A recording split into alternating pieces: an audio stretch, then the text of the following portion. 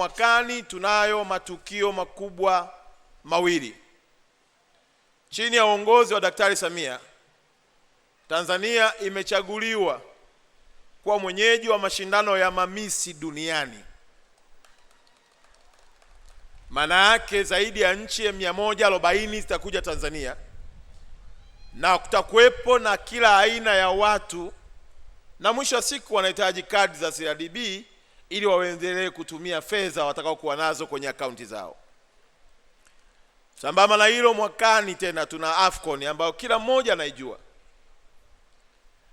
Na mwaka huu mwezi wa 10 tuna mabunge yote duniani, nchi zaidi ya 180, na kwa bahati nzuri mheshimiwa mwenyekiti wa bodi, kila nchi itatoa wabunge watano, na Tanzania ndio mwenyeji wa huo mkutano. Kwa utakuwa na wabunge wasiopungua 2000 kutoka nchi zote duniani, na mkutano huo utafanyika Arusha, mahala hapa tulipo.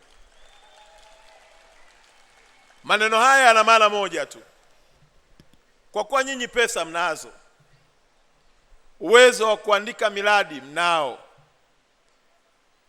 ninawaomba wanahisa, badala ya kuwekeza kujenga frame, njoo tujengee apartment, njoo tujengee hoteli, njoo tujengee nyumba za kukaa wageni kama BNB.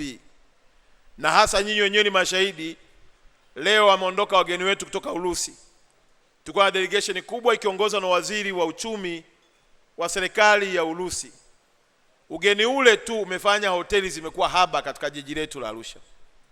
Kwa hiyo niombe sana ndugu zanguni, wanahisa wa CRDB na matajiri wote, ukiacha wale ambao tuna vipande 30,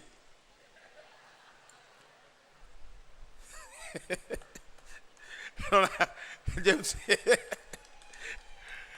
niwaombe sana wanahisa, jamani, wekezeni Arusha.